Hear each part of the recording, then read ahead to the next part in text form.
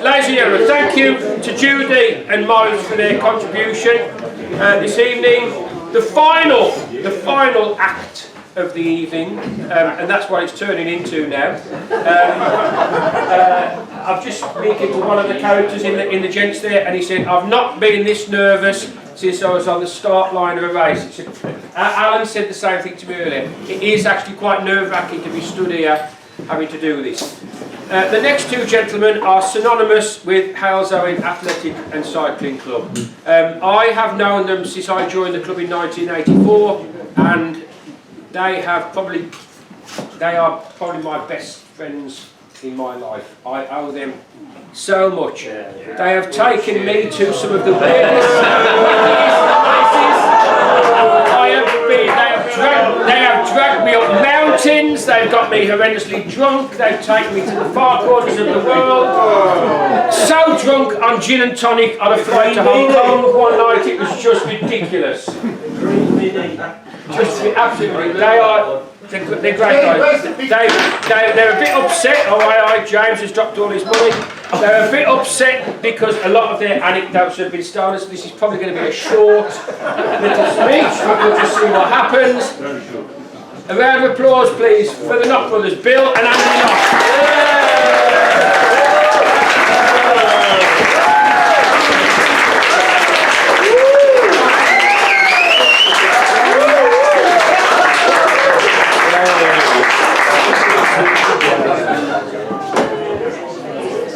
Right then.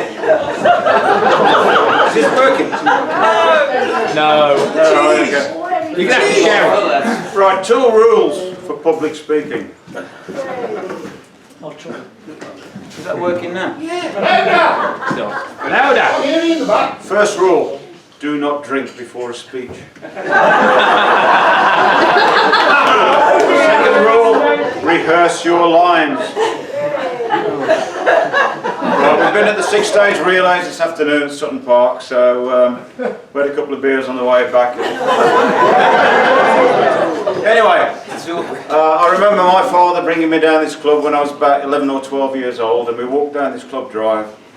I didn't know it was here, and I looked over the to the track, the cycling track, and the grass running track, and I've still got a photo from that era then when Dunlop was actually printed on the tarmac cycling track, and we got the old changing rooms, and the grounds were completely different to now, and I just looked at it and I thought, this is fabulous, this is the place I want to be, and I'm still here now, 54 years later.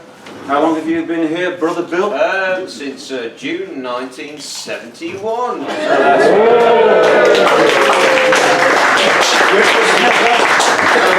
A new member, actually. Youth policy. Yeah, so that's 105 years. I realise there's a lot of people in this room individually have been here a lot longer than us. There's Glenn and Mick for starters, and Alan joined just after us with Joe. Yeah. But it's been our life really. Our social side is down here. We train down here. We still race down here. And it's the best thing we've ever done. This is the best club you could come to. And we always wondered why... Pardon? I've never been to another one. Well, you wouldn't know. We always wondered as youths why people moved to Tipton, to Wolverhampton, to Coventry, to Birchfield. We stayed down here and we would never go anywhere else. For those of you that don't know, Bill got an international quite a lot of years ago. Yeah, 1993. And other clubs were trying to poach him, and he wouldn't go. Well, you know.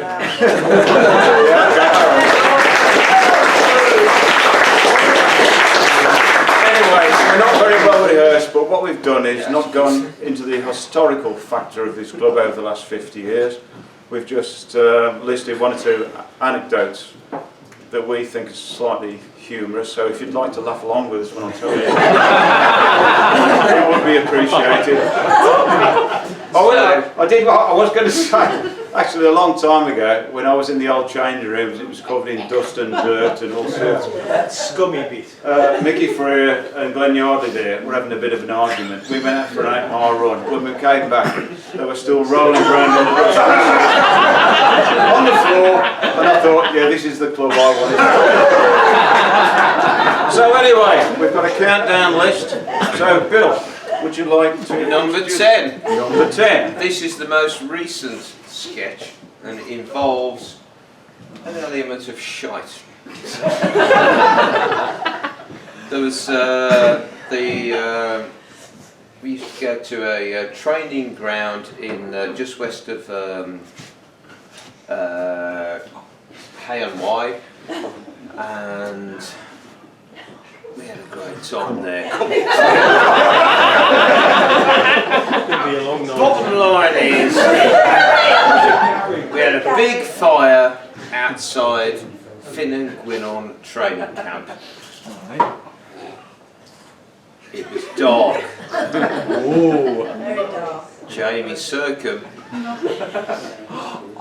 who his sight is not great, fire was glowing brightly. He went out to, it was 12 o'clock at night, there was some beer involved. He'd gone out to have a leak, he'd come back, and on the route to the fire, as he saw, he suddenly disappeared out of sight. A bit odd. Fortunately, Caroline and Dave Turvey were on the site, because we looked back and thought, there, we could just see Jamie's head. Well, that's a bit odd, isn't it? Because it's, Caro and Dave razzed over, and what had happened was the corroded metal enclosure of the cesspool had broken up, and Jamie had slopped into it. Put his arms out and managed to save himself from plunging into it. He was hauled out. Paul Allen and Sam Morton, because he was quite injured actually, because the corroded edge had cut into his arms. They took him up to Abergavenny. It's quite a serious story, but he well, you know, he dipped into the shit. It was a shit. It's a shit story. He dipped into it. And he had to go to hospital, but Sam and Paul took him up there. They were driving back because he was going to be there overnight. They just about got back to the Finn and Gwynon training camp when they had a call to say, we're going to release him. They had to drive back to Abergavenny, pick up Jamie and bring him back to the training camp. It could have been very serious actually, but it was quite a funny story. He was a bit smelly. Yeah, he was definitely very... Oh, also, his wallet and his phone had gone into the shit. To pay for the final cost of the event, he'd given Matt Allen the shitty £20 note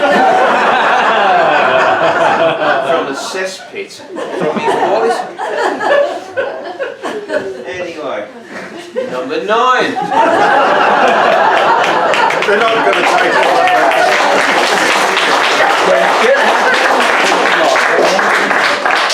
Right, Power Job Championships about 45 years ago. When rolling roads were introduced to runners, and there was a company called Power Job, they were trying to sell their own rolling roads to individuals and clubs, and they set up some championships. There was Midland, Northern, Southern, Eastern, Western, and the Midland Championships was held at Aston Villa Leisure Centre, and we entered the team.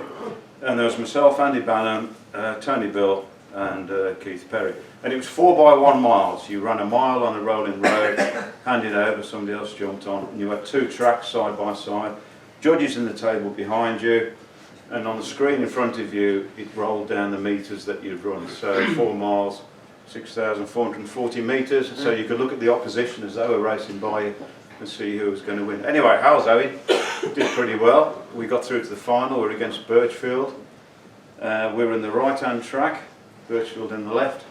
Started pretty steadily, 100 metres behind Birchfield. We got to the last mile and we were nearly level. And the rules of the game were that in the last 400 metres, the person could jump off the track and somebody else could jump on and do the last 400 metres. Anyway, Tony Bill, one or two people in this room know him, he jumped on with 400 metres to go and he kept going like this, which meant he walked the tempo.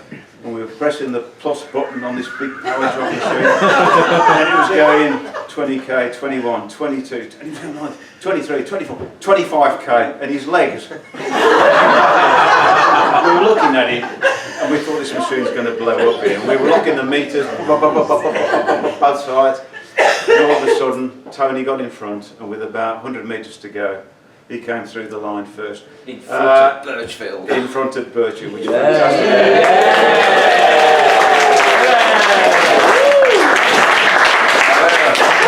On top of this, we were next door to the bar in the accident.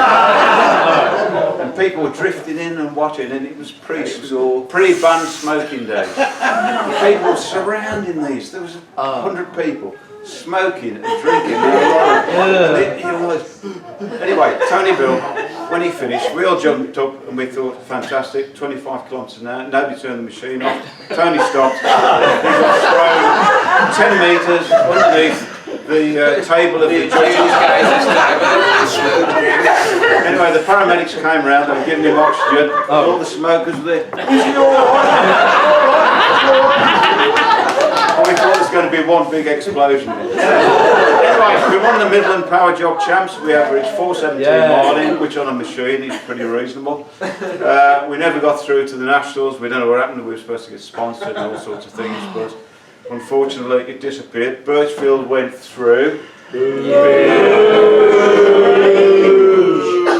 And we never did it again. So that was that. Right, well, the next story, frog clearance. Did we get some money for that? What? No. Alan, it's Alan.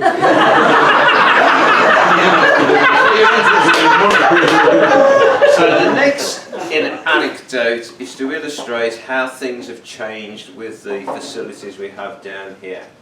And it involves Joanne with the old changing rooms, which were positioned possibly just where the extension of the weightlifting hut is now, where there used to be. It was a shed and there were pallets on the floor and there was a stream running through, and to make things more comfortable for the women you'd put some carpet down, but it had gone a little bit skanky. So the story then followed when there was a team of people in there to remove the frogs. That was a women's facility. That was what they had. Lou, you were there then, weren't you? It was a shed with a pallet on the floor with wet carpet and frogs dripping out through the floor, so that just shows how much things have improved, but people tolerated it and actually changed in there, even though there were frogs jumping up around some damp mouldy carpet. So okay, number 7, Stan Smith, one of the Smith brothers who bought the club basically, or the 1,000-year lease to the club. And the old changing rooms, which used to be at the back of here, Alan mentioned earlier, got Stan's peg on the wall. And Stan used to take out a big group. Glenn and Mick will remember this probably. But they used to run up Romsley, and on the left-hand side of Romsley, near the viaduct that has now come down, the prisoners used to work in the fields. Am I right, Mick? Prisoners used to work in the fields, and Stan Smith took a big group up there, and he got slaughtered by the prisoners in the fields. Little rudder boy, you know. And Stan Smith says, yeah, but I'm running back home after this, and you're going.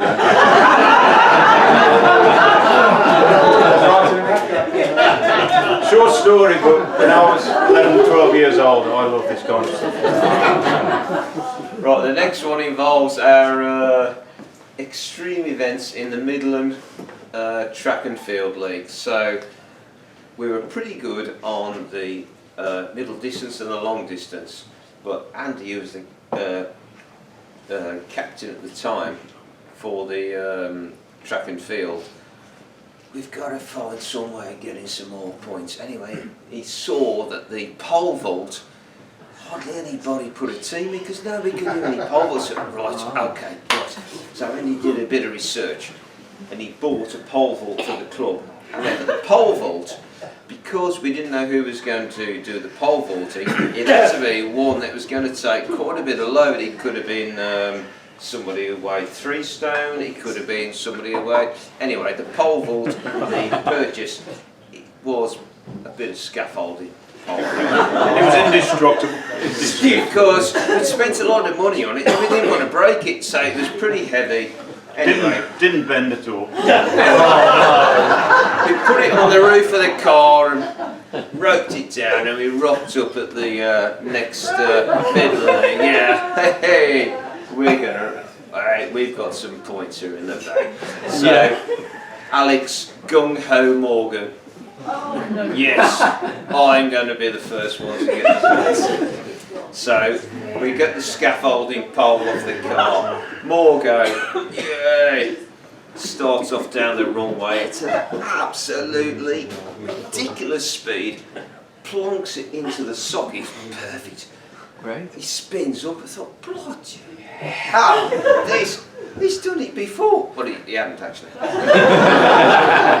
But he got his body a bit over on the right. So he said, Alex, all you have to do is clear a height and we are going to get some points in the Midland League. Anyway, spins over the bar. I thought, fantastic. Anyway, he was on the right a bit and he got a lot of momentum. Anyway, what he did is, he didn't let go of the pole. He spins over the bed and for the second time, it comes back over the pole. Over onto the line. And then the spectators go, Morgo was not the one for giving up, so he still held on to the pole, and his momentum was such that he managed to tuck his legs up, and for the 3rd time he went back over the bar, and finally he managed to let go of the pole and land face down on the bed, and he was just greased. We didn't get 3 times the points, even though he'd passed the bar 3 times. Okay then. The video. Right, number 5, minibus, Ray Bunn. Oh, sorry. Ray Bunn. Makes me nervous. He kick-started our club a little bit, really. We didn't like him to start with, but he did takes all over the country, as has been said. Anyway, we're heading up the M6 one Friday night, up to the Lake District, and he rented this minibus from a disabled group and pretended to be somebody else, and I don't know. But anyway, long story. We were trundled up the M6, and Ray was in the front with his wife Chris. And all of a sudden there was a massive bang and the front window had come in, it was showered in glass, and Richard White, Pozzo, some people know him from Milton Nottingham, he was lying there with a dog on him, covered in glass. Pozzo, I won't say the actual words he said, but he was saying, "Bobby, Bobby, the dog, he's come through the window of the motorway." And what had actually happened was that Ray Bunn's dog knew the window had gone bang and just jumped over the back. Oh, there's a dead dog on me with a glass. Covered in blood, That's quite a short one actually, but we did pull off the motorway. Ray had to wait for 2 hours to get the window done. We went to a local pub. The chip shop. And the chip shop. And when he tried to get us out, we didn't get him back in. We didn't want to get back in. So anyway, that was quite a short one. But number 4. Right, Mickey Knott. This is a double bill Mickey Knott story. Mick Knott won the Club 5000 and the Club Cross Country Championships. He was a very wiry bloke. Deaf. Quite deaf. Right, it's nothing to do with the story, but Right.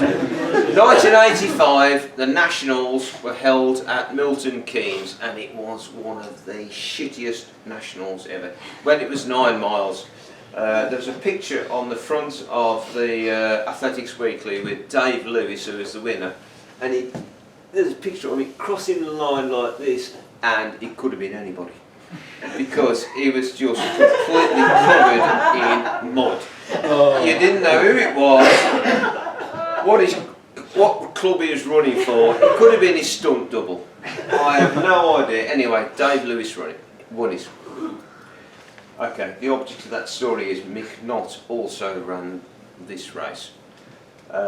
Andy was there running by him when he stumbled and he tripped over.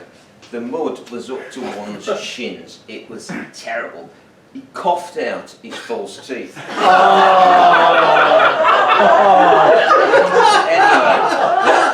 Anyway, Mick stumbled forward, managed to fumble around, grab his false teeth. Carried on to the finish. That's the you've got a double bill on this story. Some value for money. The next story was another one from the Midland Track and Field League. Everyone was trying to screw as many points as we could out of the opposition. Mick Nock was a wiry, tall bloke. He volunteered to do the hammer.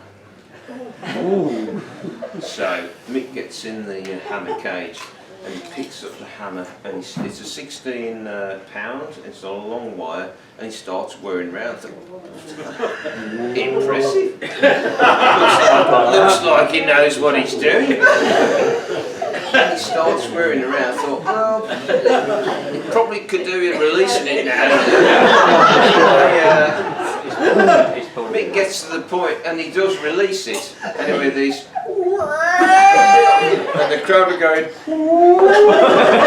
Mick went flying out of the hammer cage and splattered on the ground out of the hammer cage, and there was the hammer sat in the concrete with the wire and hammer just sort of contemptuously waving around, saying, "Ha ha!" It was probably the furthest anyone has thrown themselves. Right, okay, number 3, the Courage Beer Bus sketch. Were you there? I bloody was. It was the first day at the club. Anyway, Good evening. a dark night in September. And the Courage Beer Bus, which turned up at the club, was a double-decker, but inside it was decked out exactly as a very expensive pub. It had got wood on the walls, it had got tables, it had got vela seats, it had got a golden cocker on the outside, it had got a nice bar at the end. But what they didn't know when they came down to try and sell their Courage beer was the Club 5000 was on. So we were all racing around the track, and it was dark, and it was good. Anyway, we came off the track, 20 or 30 thirsty athletes, and I stuck my head in the Courage Beer Bus, and I said, "What's going on here?" They said, "Well, we're trying to sell Courage to the club. If you'd like to come in and have a beer, that would be fine." So I went in, first in. It's free beer. Hang on. I went to the bar. Did you invite him? No. I said, "Courage best, please." I said, "How much is that?" "It's complimentary." Back out to the steps. "Free beer!" Anyway, everybody piled in. 6 pints of Courage best.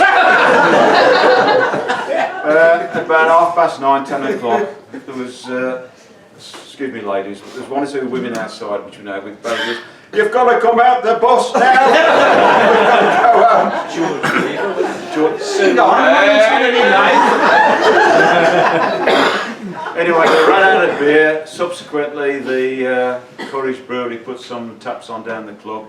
It lasted about 2 weeks because it was horrible and it wasn't free. I'm afraid that was the end of the Courage song. Right, we're going to, Sting in the Tail. Do you want to go and tell us this, Alan? I've got this as number 2 in the list. Do you want to tell it? What's that? Sting in the Tail. Come on, Al. I didn't. Barry Mere. Yeah, Right, unless you've got anything written down. You'll be alright, Charles.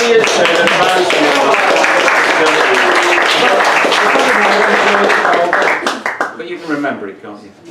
Little bits. Come on then. It was like, It was easy. Go on. Baz had never done a marathon. Barry Mere, this is. Barry Mere, the late Barry Sadly Mere. passed. The bench is over there. I said, come on, you can do a marathon, you're a good runner. You've done 20 miles sort of thing. We did Colby, I think it was, yeah. And like, you know, I would train him up. And like, Club 13 was a regular thing. Club 16, as you said earlier on. Club 21. Did all them. And I said, I've got something here, something special. And I did tell him what. And I said, we're doing the Club 13. I said, we'll have a sting in the tail, but I did tell him what. And we did the 13 at the Fairlick, and at the club gates. He said, oh, he thought he'd finished. He said, well, what's the sting in the tail? I said, we're doing it again in reverse. But he coped with it, and I think we ran round it in about 3:02. So in the marathon when he did it, he was just over 3 hours, and he said he started off the quick and everything, but if he'd have done it right, I won't say he'd have smashed 3 hours, but he'd been under 3 hours, because if he's gone round the Club 13, the one way and reversed it, he'd have done well under 3 hours. But that was a story, the bit I can remember. Well done, man.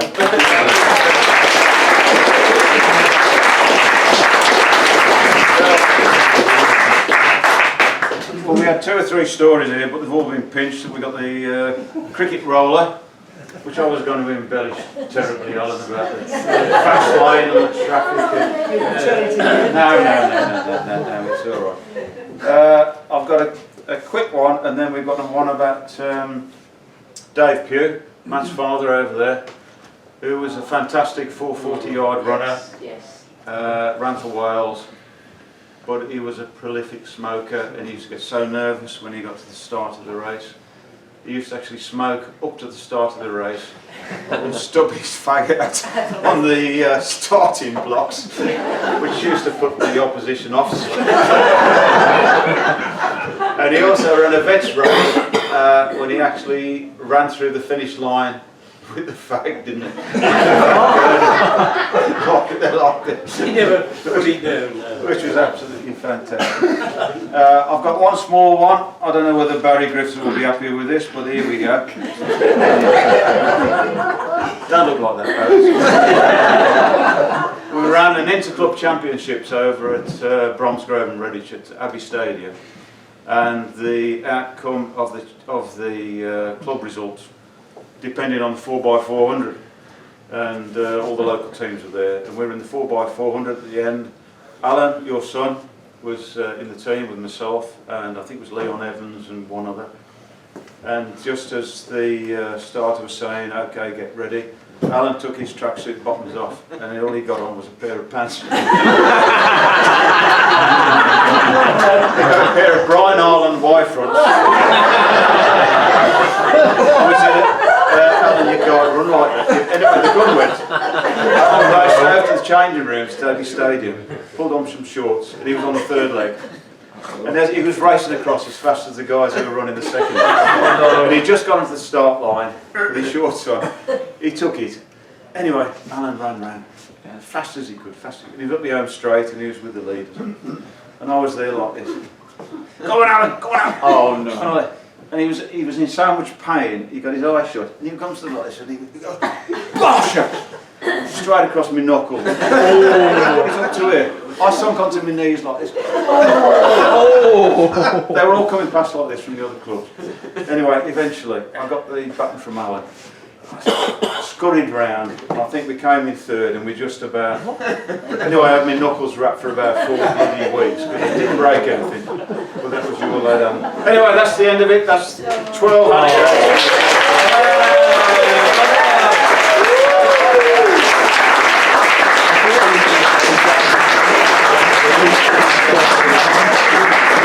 Ladies and gentlemen, a big round of applause for the Nock winners.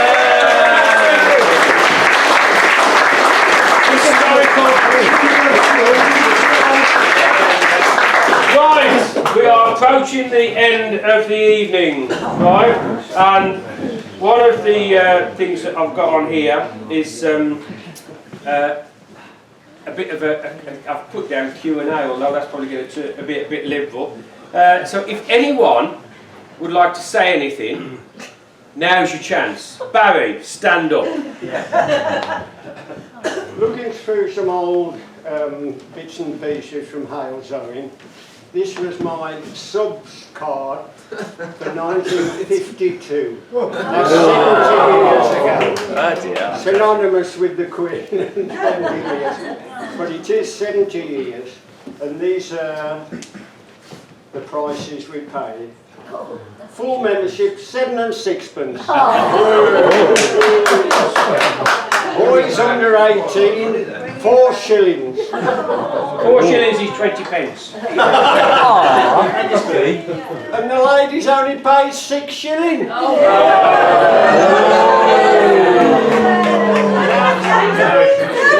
Mick, social members were 10 bob. 10 bob. Well, there's a lesson. What about? And if anybody's got any time afterwards, I've got a photograph here of my wife in a St John's equipment. She worked for this, came volunteers to come down because I was running. And that's before we were married, that's 66 years ago. And that's her uniform.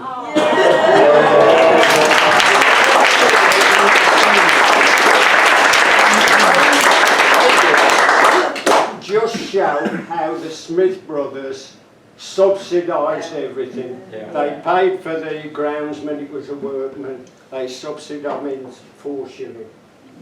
Ridiculous price. I mean, it is 70 years, but I mean, working it out, it would be way below. So, that's how we're going on. All right, well, Thank you very much.